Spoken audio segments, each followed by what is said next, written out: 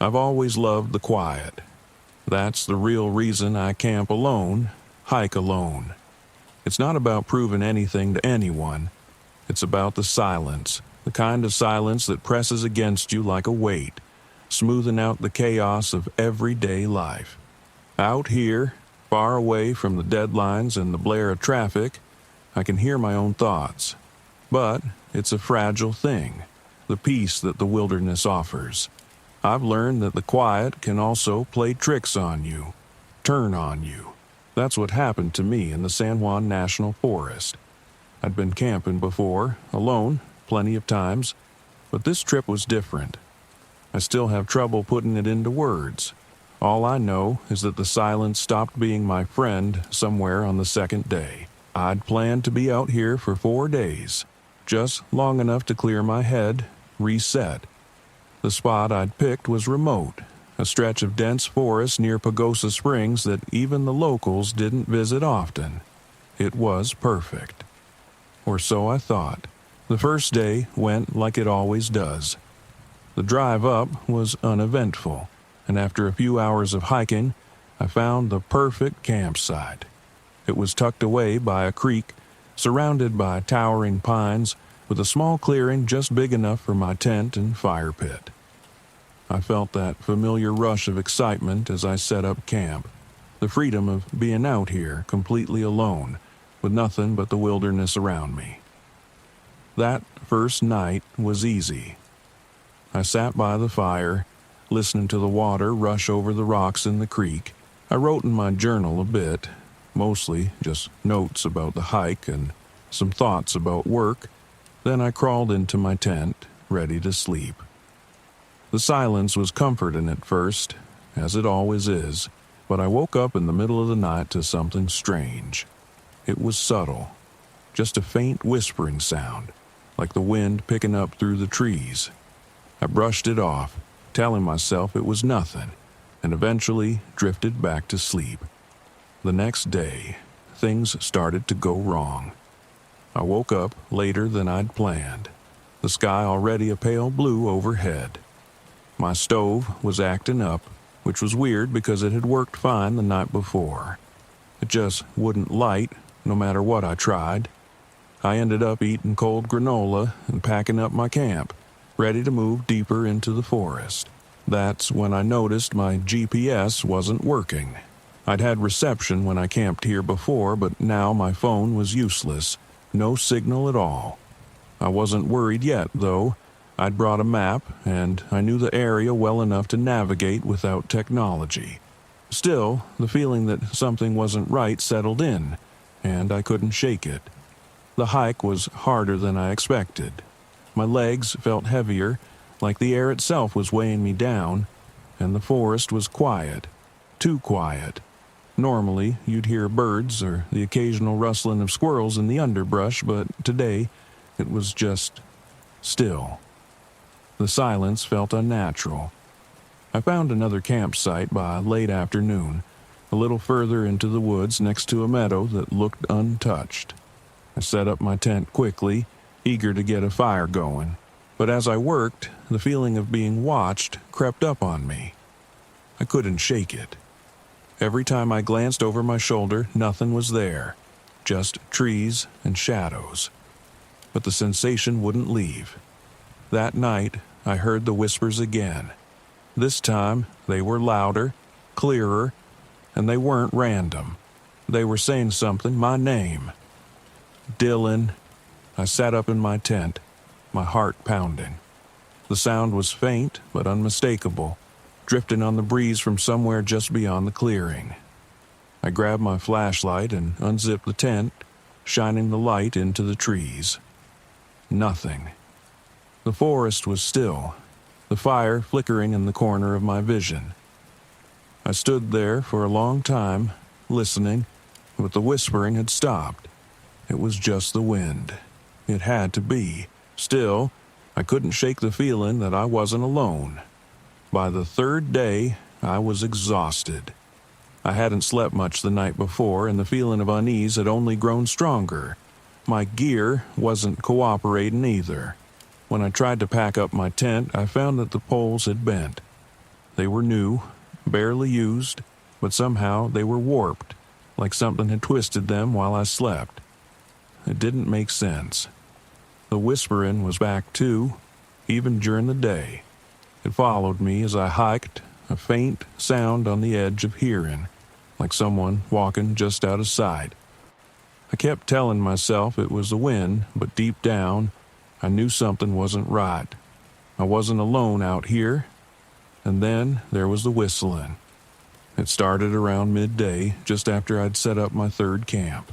At first, I thought it was a bird, but the sound was too deliberate, too human. It came from somewhere deep in the woods, a high, clear note that echoed through the trees. I froze, listening. The sound grew louder, closer, then stopped as suddenly as it had begun. I called out, hoping it was another hiker, someone who'd stumbled across my camp. But there was no response, just silence. I tried to keep calm, but the sense of being watched was overwhelming now. I couldn't shake it. It felt like something was circling me just beyond my vision, waiting. That night, the whispers didn't stop. I lay in my tent, wide awake, listening as the sound of my name drifted through the trees. It was faint at first, like it had been the night before, but as the hours passed, it grew louder, more insistent. Dylan, Dylan.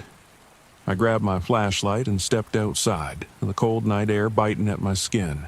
The fire had died down, casting long, flickering shadows across the clearing. I scanned the trees, heart racing, but there was nothing, just darkness.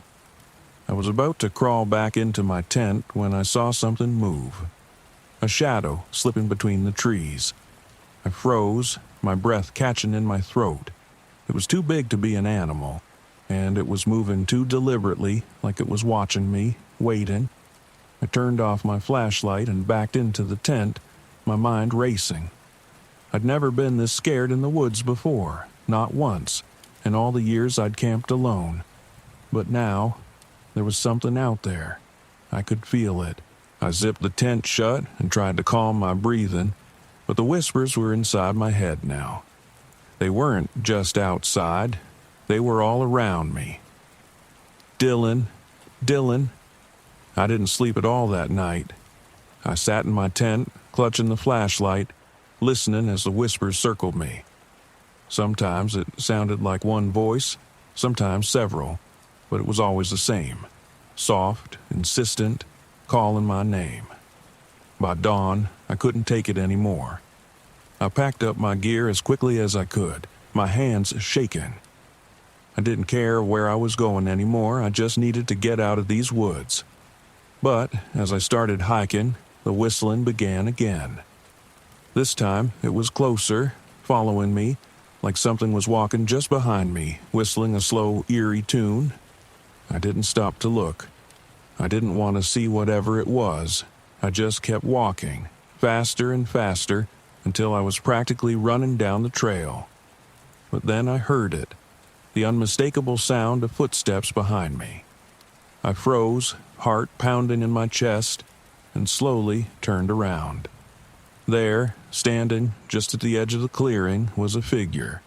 It was tall and thin, its skin pale and stretched tight over its bones. Its eyes were hollow, and its lips were curled into a grin. It stood there, staring at me, its head cocked to the side as if amused. I couldn't move. I couldn't breathe. The whistling had stopped, and now there was only silence, a silence so thick it pressed down on me like a weight. The figure didn't move. It just stood there, watching me, waiting.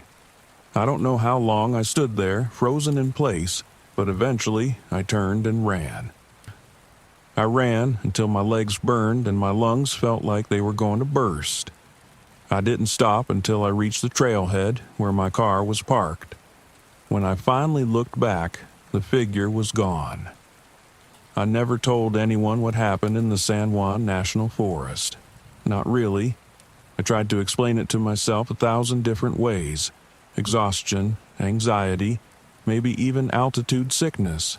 But none of that explains the whispers, or the whistling, or the figure that watched me from the trees.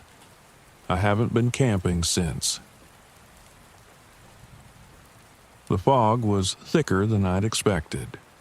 I pulled my RV into a secluded clearing in Pisgah National Forest and stepped out into the damp air.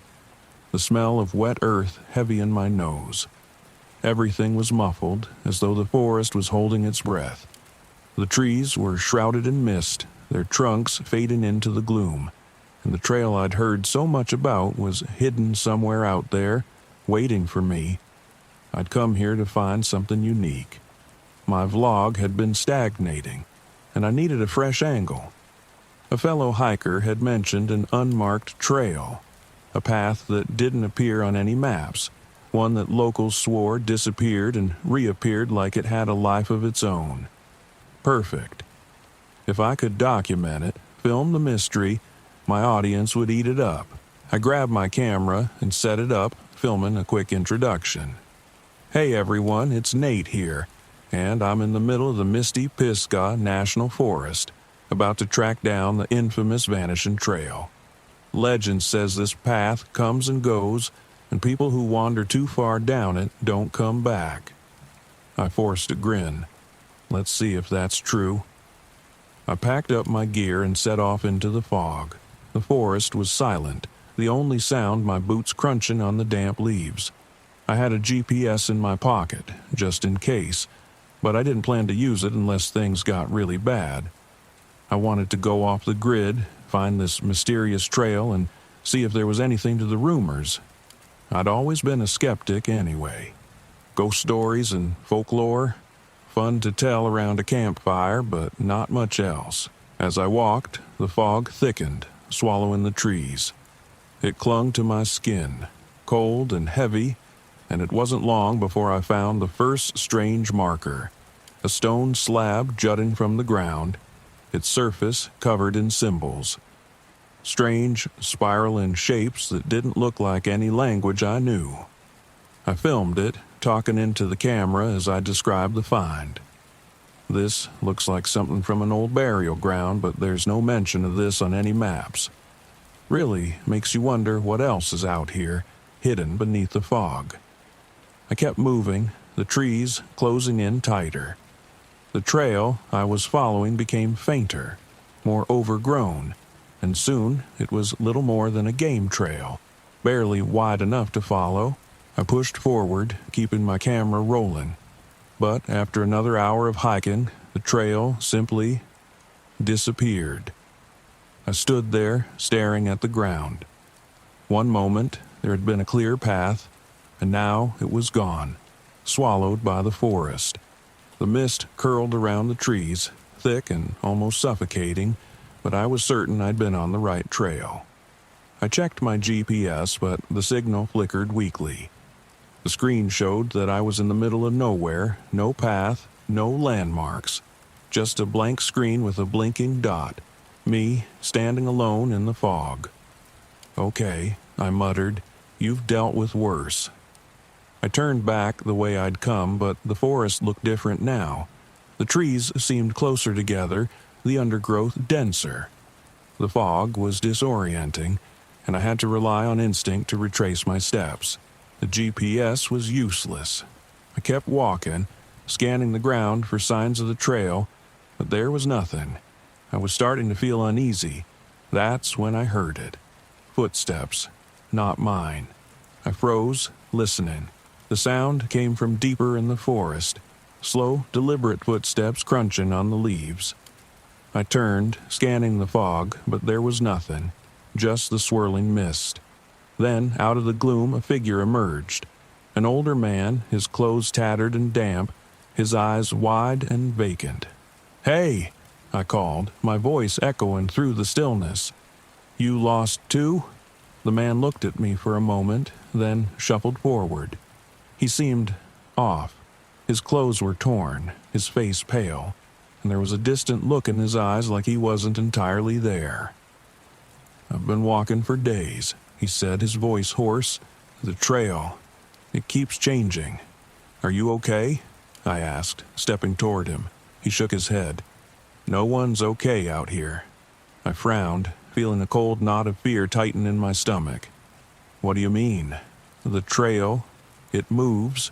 I've seen it, watched it disappear and reappear. It's not just a path, it's the forest. It doesn't want us to leave. I stared at him, my mind racing. This guy was either delirious or onto something. Either way, I didn't like the way he was talking. Look, I have a GPS, I said, pulling it out. We can find our way back.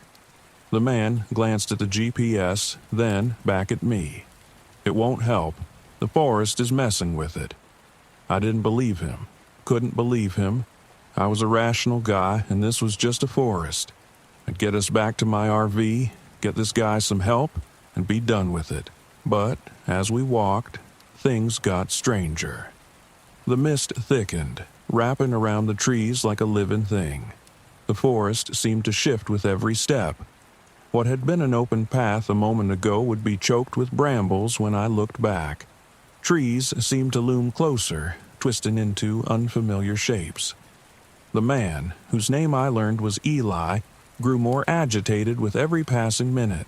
"It's watching us," he muttered. "It knows we're here." "Who's watching?" I asked, growing impatient. "The forest," he said, his voice barely a whisper. "It's alive, and it's been here long before we were." I ignored him, focusing on the GPS, but even that was failing me. The screen flickered, the signal cutting in and out. At one point, it showed me standing on a clear path, but when I looked up, there was nothing but trees. Thick, twisted trees that looked like they had grown there for centuries. We kept walking, the fog growing thicker, pressing in on us. The air felt heavy, almost suffocating, and the whispers started. Faint at first, like the wind through the leaves, but then more distinct. Voices calling out from the mist. "Nate?" I froze, my heart hammering in my chest. "Did you hear that?" I asked. Eli nodded, his eyes wide. "It's calling us. The forest." I tried to shake it off, to tell myself it was just the wind, but deep down, I knew that wasn't true.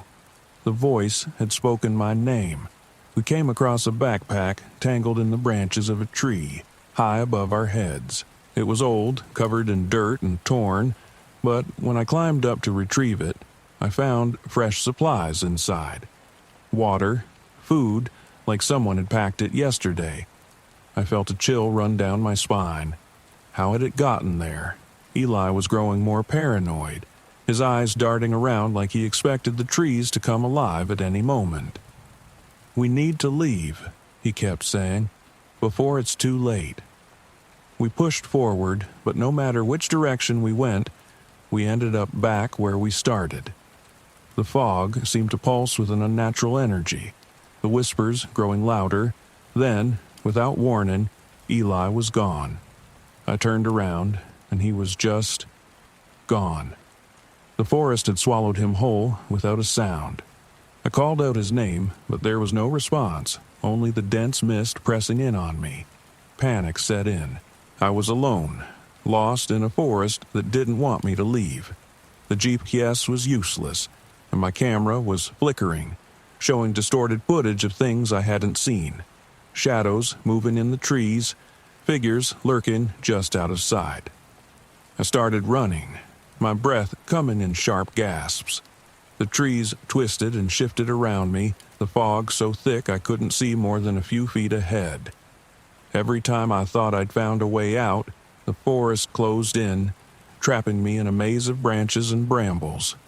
The whispers were louder now, calling my name over and over. My camera caught glimpses of movement, dark figures moving through the mist, vanishing before I could focus on them. I didn't know what was real anymore. The forest seemed to warp around me, bending reality to its will. And then, just as suddenly as it had begun, the fog broke. I stumbled out of the trees and found myself back at my RV. The mist lingered at the edge of the forest, but it didn't follow. I didn't wait.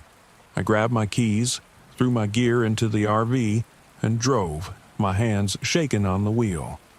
I didn't stop until I was miles away. the forest a distant memory in the rearview mirror. Back home, I reviewed the footage. I expected to see the horror I'd witnessed, the proof of the vanishing trail and the strange, shifting forest. But the videos showed nothing. The trail looked normal. The mist wasn't as thick, and Eli wasn't in the footage at all. It was like he'd never existed. I tried to tell myself it had been a bad trip, that my mind had played tricks on me, but deep down, I knew the truth. The forest had let me leave, but it hadn't forgotten me, and I had a feeling it was waiting somewhere in the mist for me to return. I wasn't supposed to be here. Not really. Not in this forest. Not sitting in this RV, staring at the tall trees outside, wondering if this trip would be my last. Gifford Pinchot National Forest had been Karen's idea years ago. She had this way of looking at the world, seeing the beauty in everything. She wanted to camp here, hike the trails, soak in the stillness of the ancient trees. I didn't get it then, too caught up in work, too busy to care, but now it was all I had left. It had been a year since she died, and I still couldn't make sense of it. A car accident on a quiet street. Just like that, she was gone. And I was left stumbling through life, trying to figure out how to exist without her. This trip was my last attempt at finding something, anything that made sense. So here I was, parked deep in the middle of nowhere, hoping that the forest would somehow offer answers. I didn't know what else to do. The trees stretched up into the sky, their thick trunks creating shadows that lingered even in the daylight. It was beautiful, in a way, but it felt empty without her. I could almost hear her voice, telling me to look at the wildflowers or marvel at the way the sunlight filtered through the branches. I stepped out of the RV, the cool, damp air wrapping around me. The scent of pine and moss was thick, earthy. Everything seemed so alive, and yet all I could feel was the weight of the past pressing down on me. I started a small fire, just like I'd done the past few nights, and sat there, watching the flames dance. The crackling wood was the only sound in the stillness. That's when I heard it. Footsteps. They were faint, barely audible over the fire, but distinct enough to make me stand up, heart pounding in my chest. I looked around, scanning the tree line, but saw nothing. Just shadows. I told myself it was probably a deer, or maybe some other animal. But the feeling stuck. The sense that someone was watching me.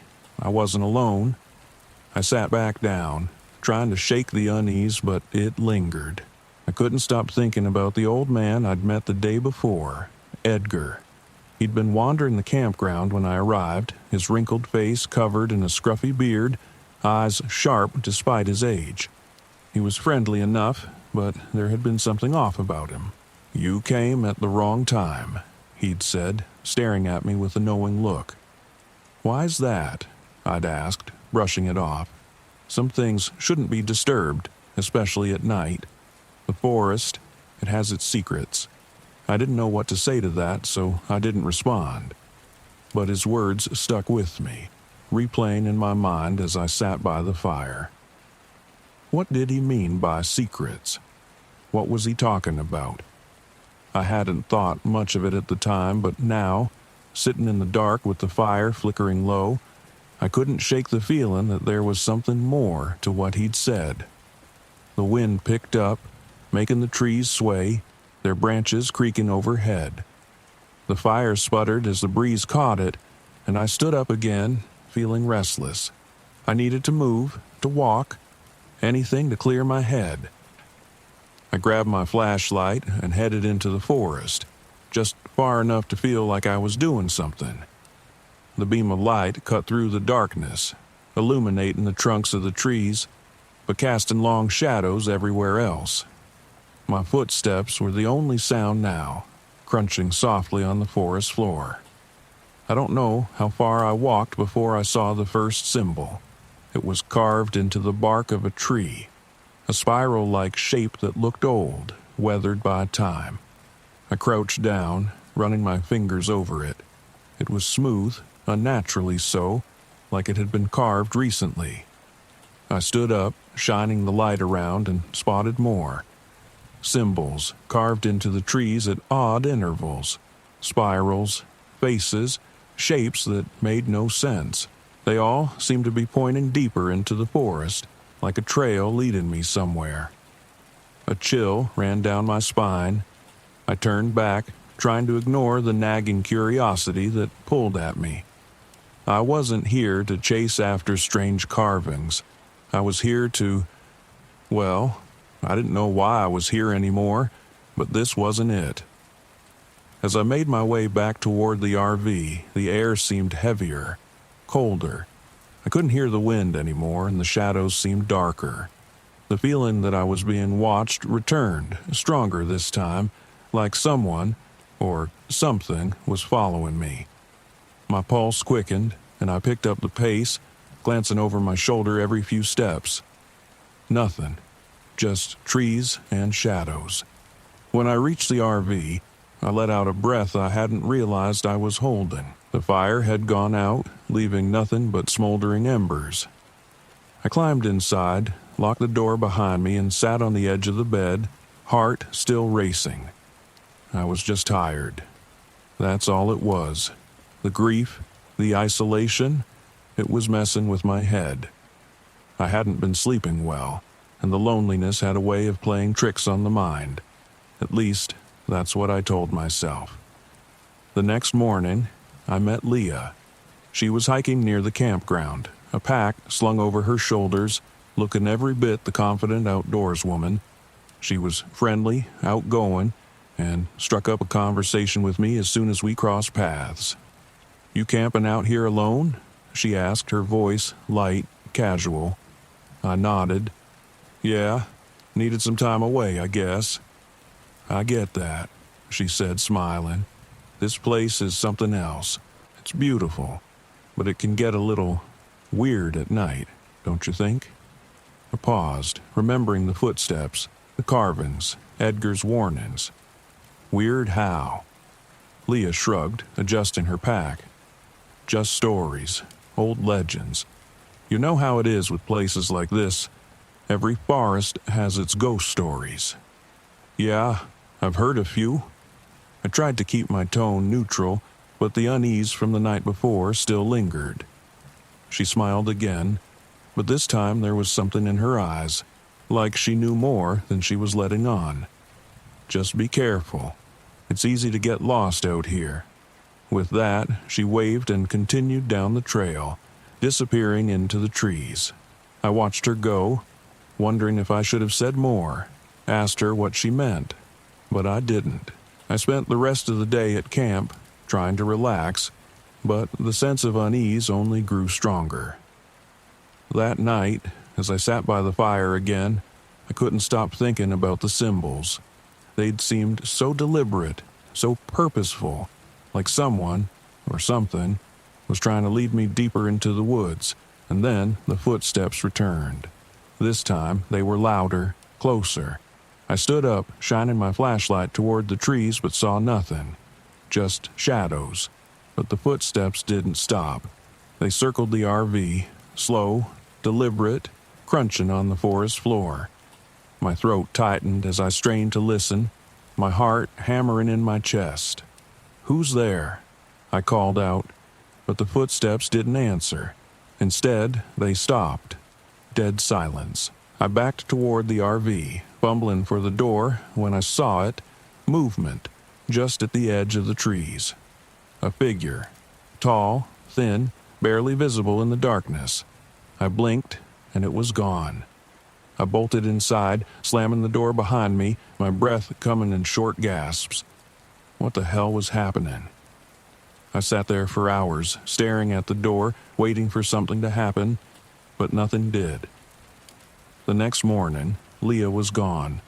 Her tent was still there, her pack sitting neatly outside, but she was nowhere to be found. I searched the area, calling her name, but the forest was silent.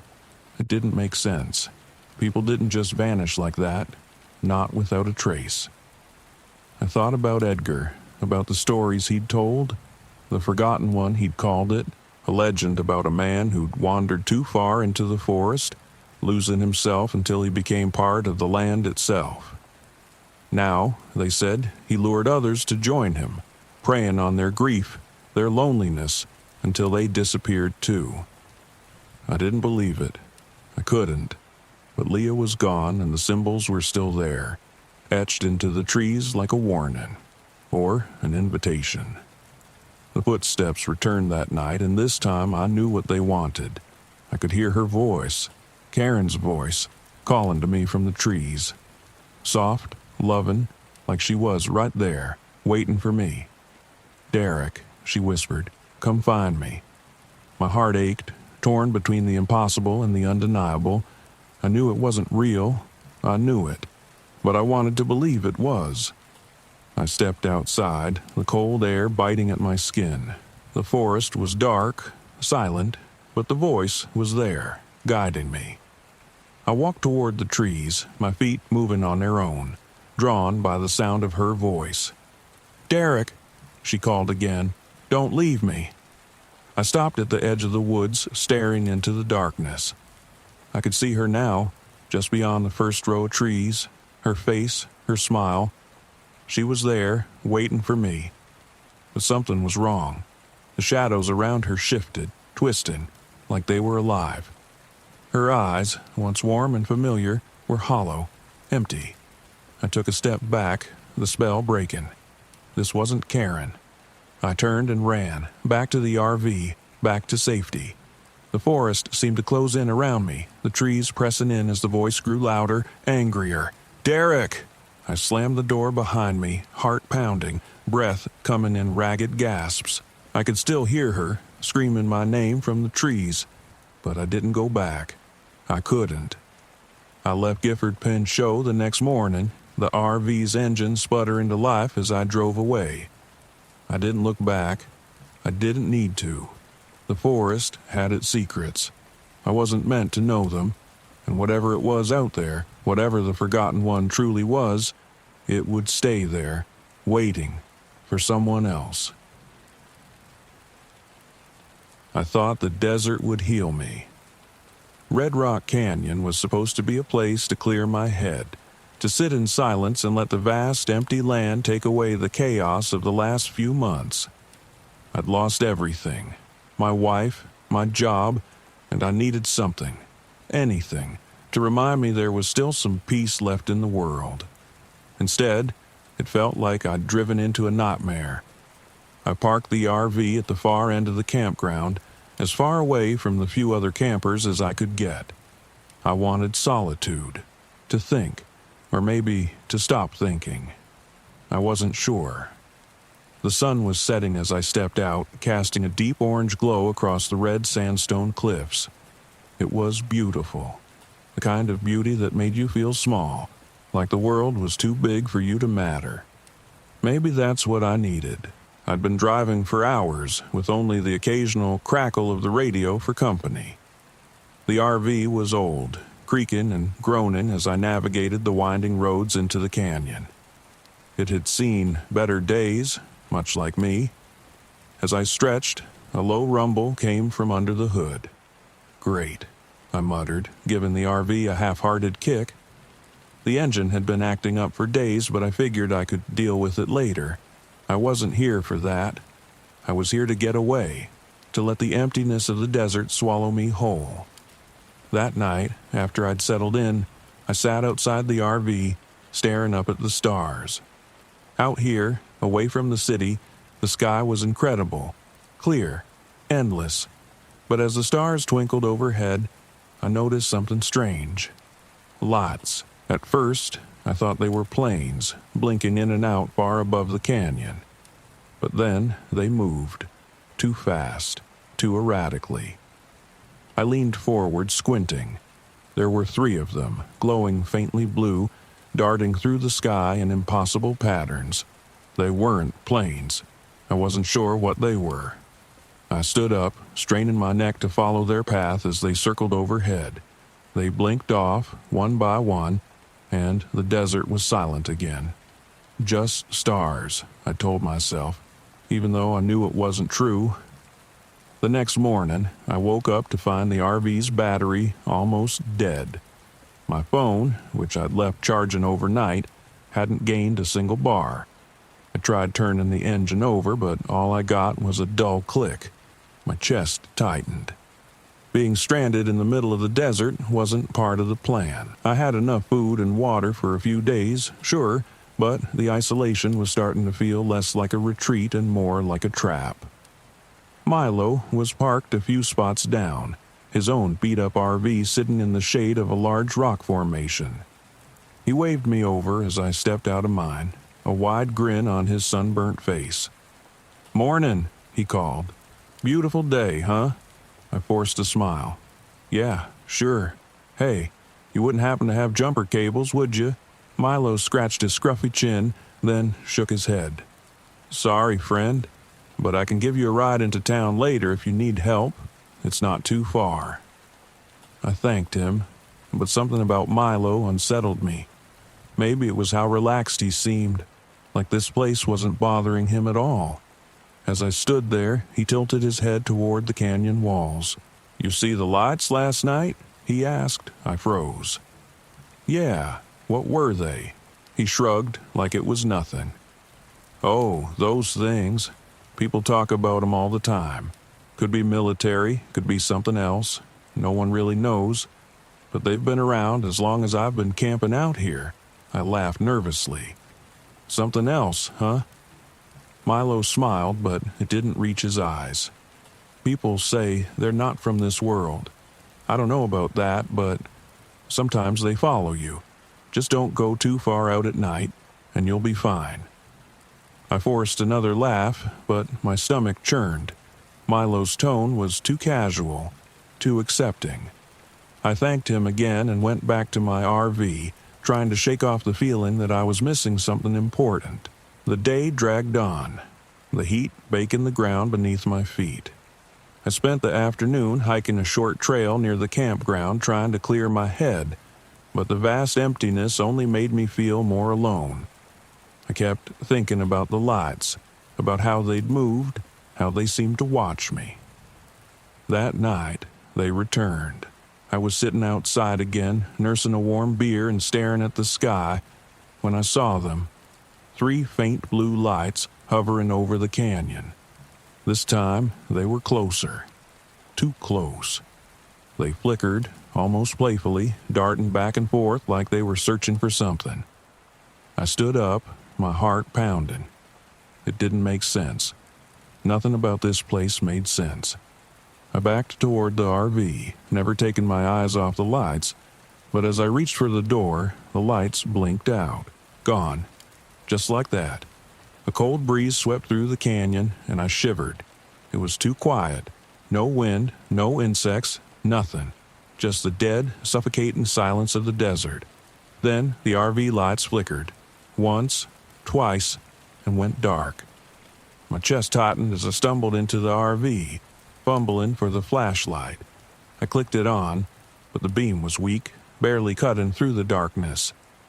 The electrical panel was dead, and my phone wouldn't turn on. Every piece of technology I had was failing, and I had no idea why. A sudden knock on the door made me jump. "Chris, you okay?" It was Emily, the hiker I'd met earlier that day. She'd pitched her tent nearby, planning to stay for a few nights before heading out. I opened the door, trying to hide my panic. "Yeah, just some electrical issues," I said, forcing a smile. "Everything's dead. I'm guessing the battery's shot." Emily frowned, glancing back at her tent. "That's weird. My phone's dead too, and my flashlight keeps flickering." Her voice was calm, but I could see the worry in her eyes.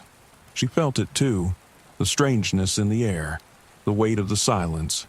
She stepped closer, her voice dropping to a whisper. "Do you think it's the lights? Milo told me about them earlier. Said people disappear sometimes." I swallowed hard, trying to keep my breathing steady. "Disappear?" Emily nodded, her gaze drifting toward the canyon.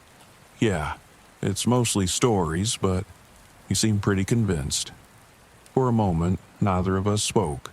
The air felt thick, heavy, like the desert was closing in on us. I wasn't sure if I believed in Milo's campfire tales, but the lights, they were real, and they weren't natural.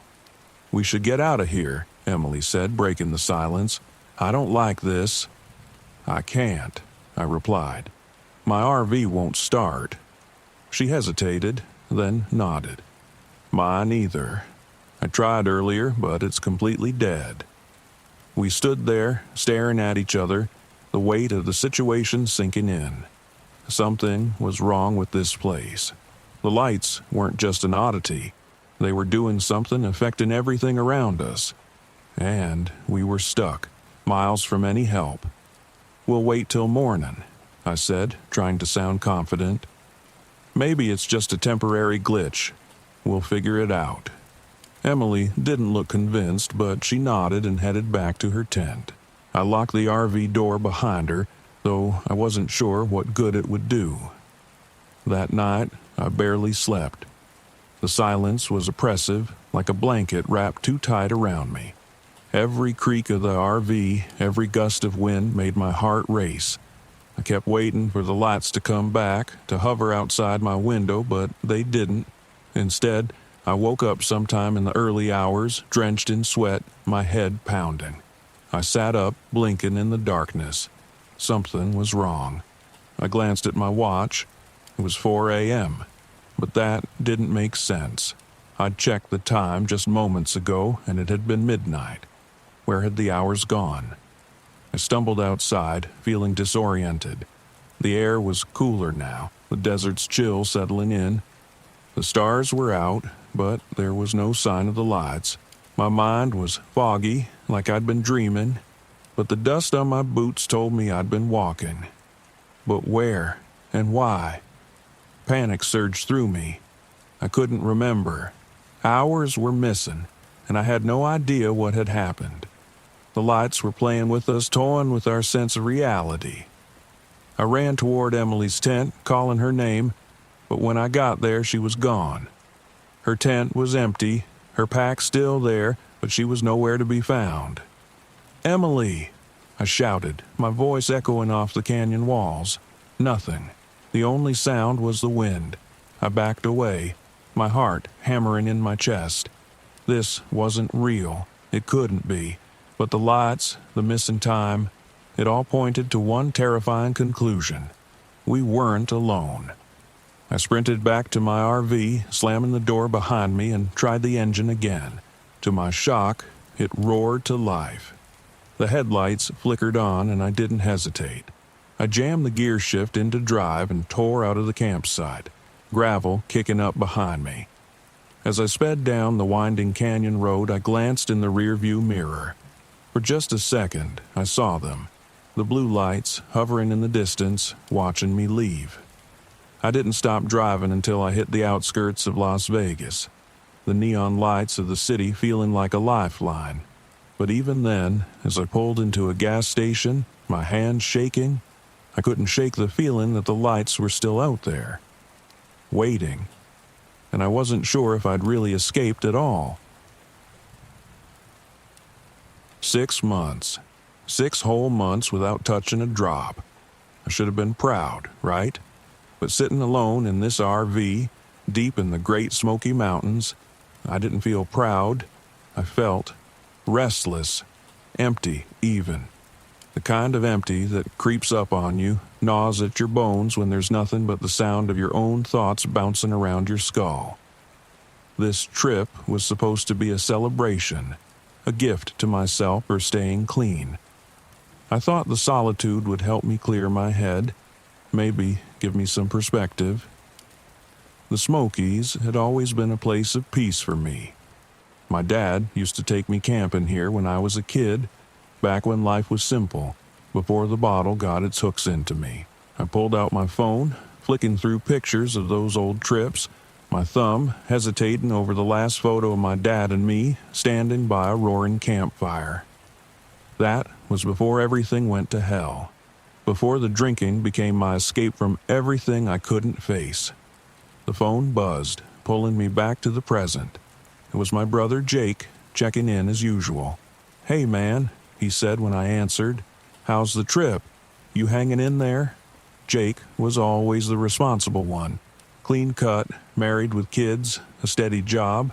He'd been my lifeline after the wreckage of my addiction. I owed him more than I could ever repay. "Yeah, it's good," I lied. "Just me and the trees. Peaceful." "You staying out of trouble?" I chuckled. "I'm not exactly near any temptations out here, Jake." I didn't tell him about the bottle I'd brought with me. It sat in the back of the RV, unopened, but still there, just in case, a cruel comfort. I'd stared at it more than once already, the amber liquid calling to me in the quiet. "Good to hear," Jake said, though I could hear the doubt in his voice. "Just keep your head straight, all right? I know it's tough being out there alone, but you got this. Call me if you need anything." "I will. Thanks."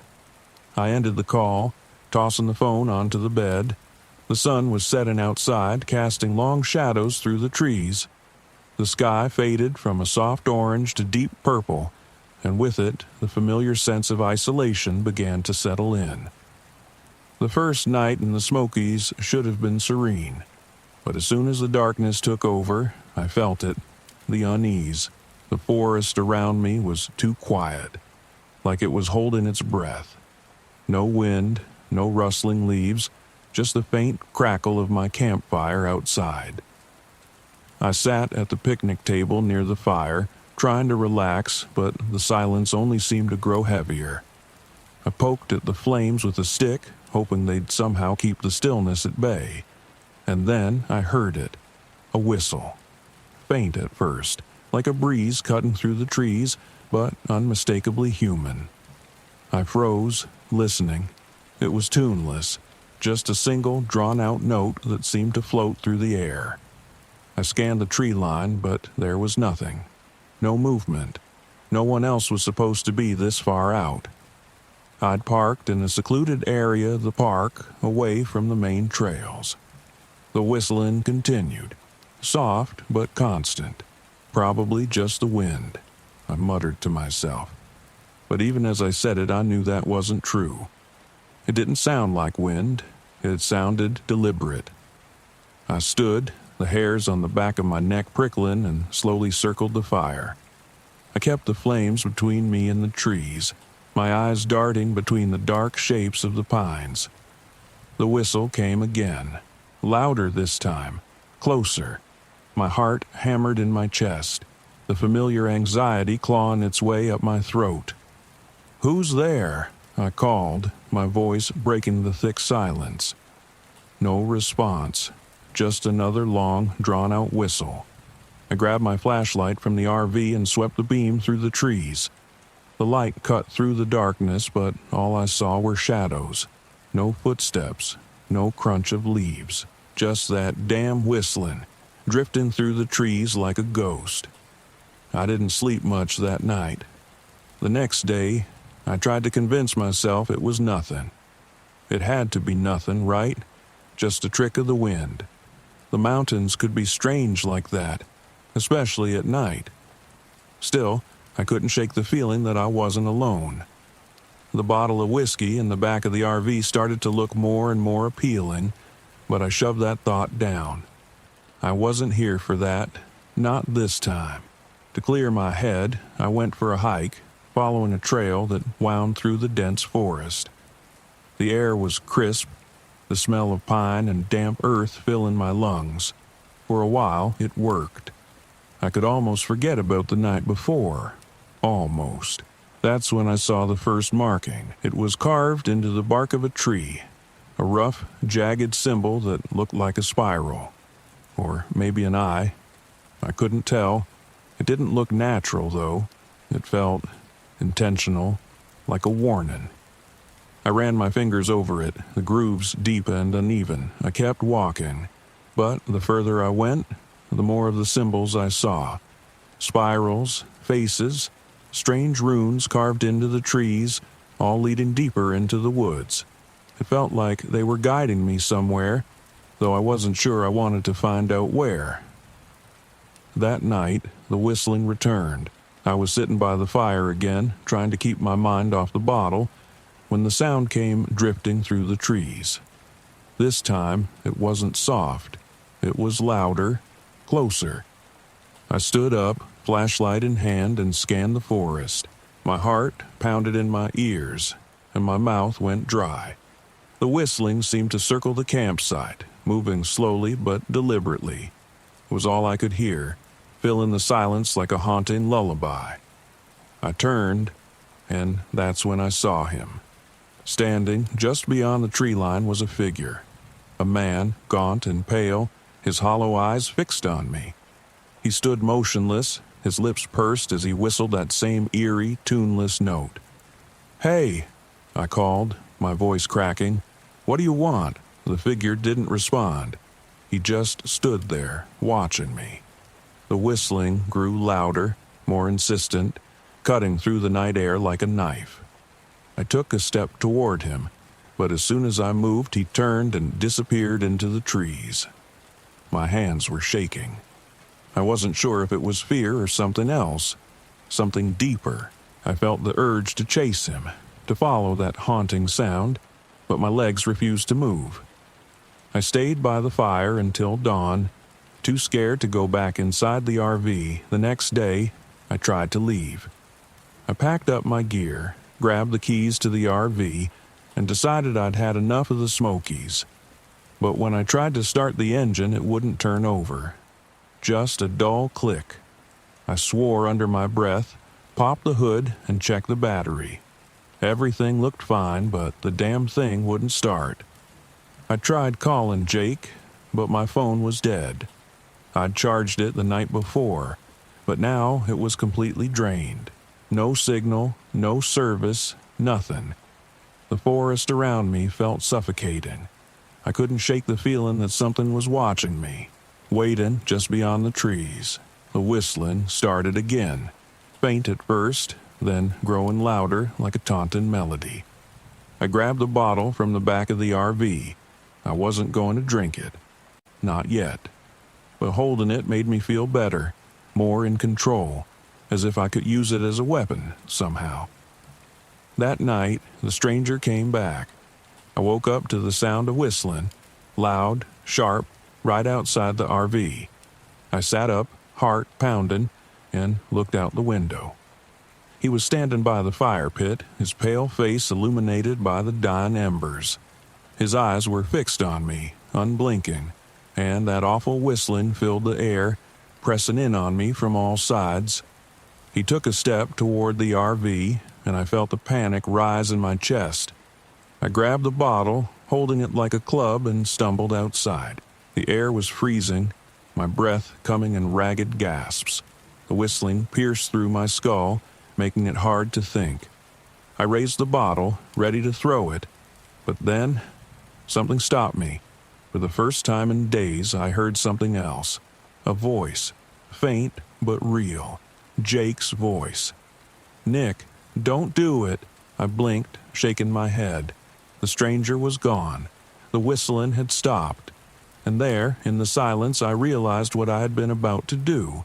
The bottle slipped from my hands and shattered on the ground.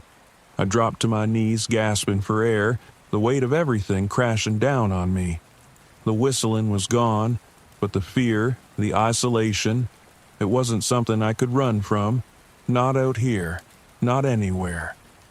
When the sun rose, I tried the RV again. This time, it started.